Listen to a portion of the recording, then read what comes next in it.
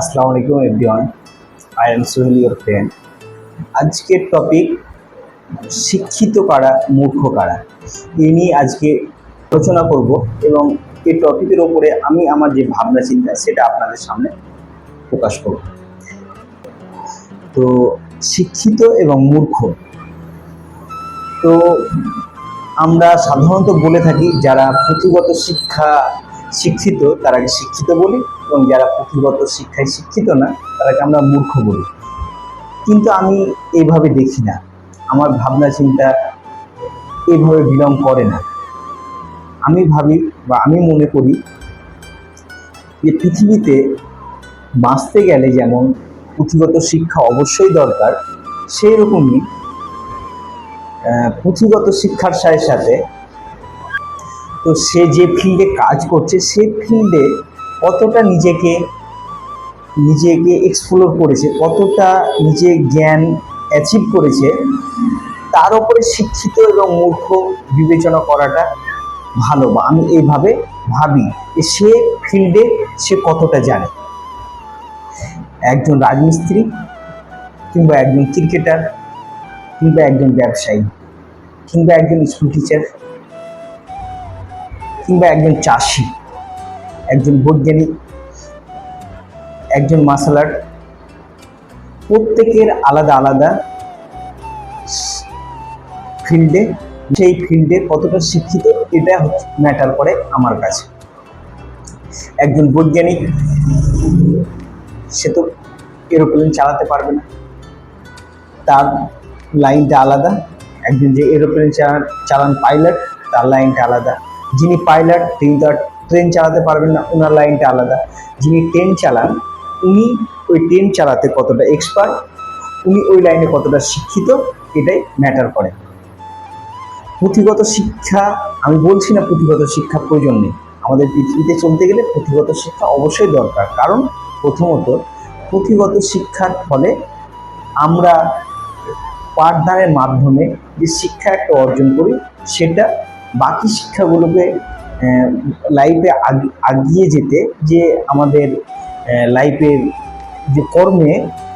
যে কর্মগুলো আমরা করব সেগুলোর উপরে একটা বড় ইম্প্যাক্ট পড়ে। এবার একজন রাজমিস্ত্রি, একজন মিস্ত্রি, সেই মিস্ত্রি হিসাবে কতটা ভালো, এই জায়গাটায় তার শিক্ষা দরকার। অবশ্যই শিক্ষা বলতে আমি পুঁথিগত শিক্ষার কথা বলছি। সেই জায়গাটায় নিজেকে কতটা, সে মিস্ত্রি হিসাবে কতটা নিজেকে কোন স্ট্যান্ডার্ডে নিয়ে যাচ্ছে, সেটা তার শিক্ষার লেভেল। এবং আপনার একজন টিচার, সে তো পড়াশোনা করেছে সেটা আলাদা বিষয়, কিন্তু তারপর টিচার হিসাবে সে নিজেকে কোন জায়গাটা নিয়ে যাচ্ছে সেটা একটা শিক্ষা। তো শিক্ষার দৃষ্টিভঙ্গিটা হচ্ছে আমার কাছে, যেটা বললাম আপনাদের, যে শিক্ষার দৃষ্টিভঙ্গিটা হচ্ছে যে সে নিজেকে তার ফিল্ডে কোন জায়গাটায় নিয়ে যাচ্ছে, তার সে ফিল্ডে কি সে নিজেকে এক্সপ্লোর করছে। বেস্ট আমি বলছি না, নিজেকে এক্সপ্লোর করছে, যদি এক্সপ্লোর করে সে শিক্ষা অর্জন করছে। তো আমরা যেমন বলে থাকি যে এই মূর্খ এই শিক্ষিত, আমার কাছে যেমন পৃথিবীতে মূর্খ শিক্ষিত বলে নেই, আছে কারো আক্ষরিক জ্ঞান আছে, কারো নেই। আমি অনেক মানুষকে দেখেছি যারা আক্ষরিক জ্ঞান নেই, কিন্তু তার জ্ঞান উপরওয়ালা মহান আল্লাহ তাআলা অনেক দিয়েছে, যথেষ্ট দিয়েছে, এবং সে ফিল্ডে যে ফিল্ডে আছে উনি খুব সুন্দরভাবে স্মুথলি কাজ করে যাচ্ছেন, কারণ উনি ওই ফিল্ডের শিক্ষাটা নিয়েছেন। হয়তো পুঁথিগত শিক্ষা থাকলে আরও বেটার হতো, কিন্তু উনি যে শিক্ষাটা নিয়েছেন, উনি ওই ফিল্ডে বেস্ট শিক্ষাটা নিয়েছেন। আবার আছে কারো আক্ষরিক জ্ঞান আছে, কারো নেই।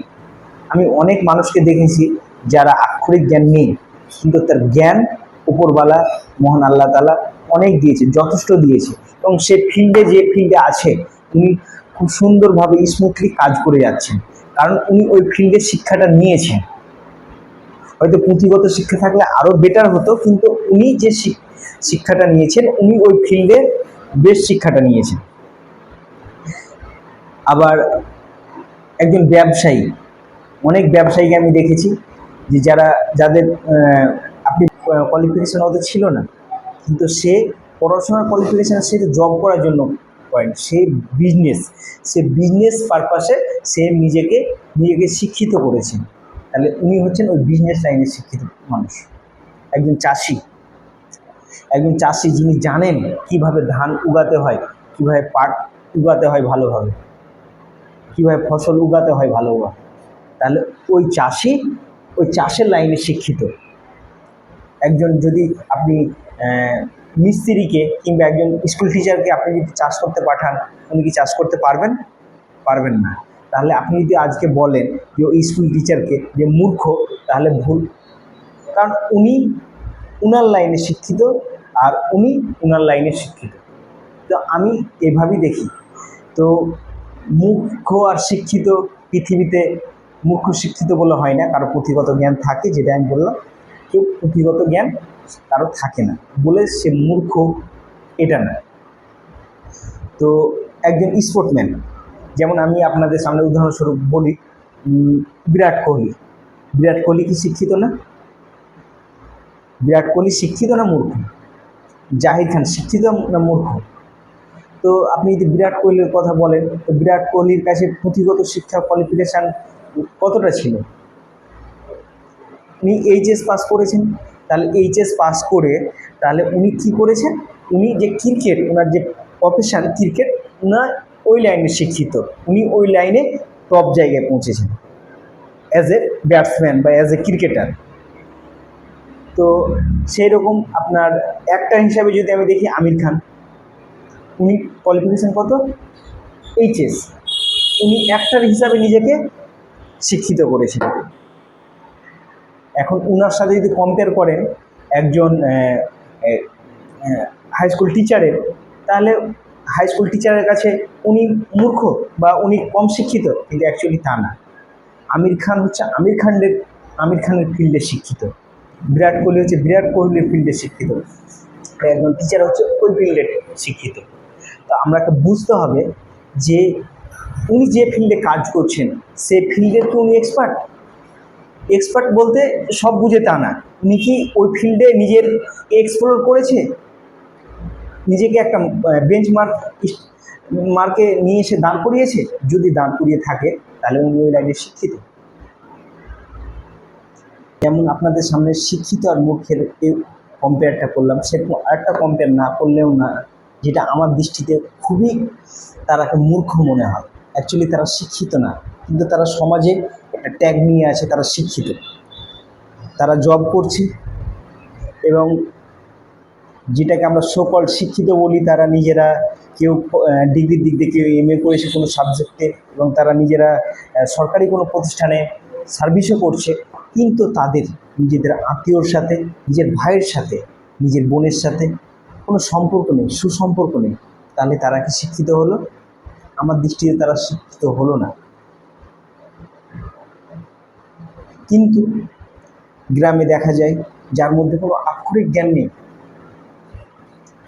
যাদের মধ্যে কোনো আক্ষরিক জ্ঞান নেই, আশেপাশে আরও দেখব যাদের মধ্যে আক্ষরিক জ্ঞান নেই, কিন্তু তাদের এই ভ্রাতৃত্ববোধ, তাদের যে সম্পর্ক, সেটা এত দৃঢ়। আমার দৃষ্টিতে তারা শিক্ষিত। আমার দৃষ্টিতে তারা শিক্ষিত, ওই যারা সরকারি জব করে, যাদের সাথে নিজেদের আত্মীয়তার সম্পর্ক নেই, তাদের তুলনায়। এটা আমার ভাবনা, হয়তো আপনাদের সাথে সহমত নাও হতে পারি, কিন্তু এটা আমার ভাবনা, আপনাদের সামনে বই প্রকাশ করলাম।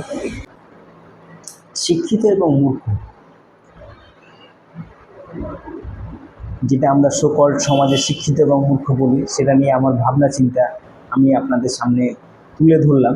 এবং এই ভাবনা চিন্তার ভিত্তিতে আপনাদের ভাবনা চিন্তা কী, সেটা আমাকে অবশ্যই কমেন্টের মাধ্যমে জানাবেন। এবং ভালো থাকবেন, নিজেদের কাজ করেন, নিজেদের যে ফিল্ডে আছেন সেই ফিল্ডে নিজের সেরাটা দেওয়ার চেষ্টা করেন। ভালো থাকেন।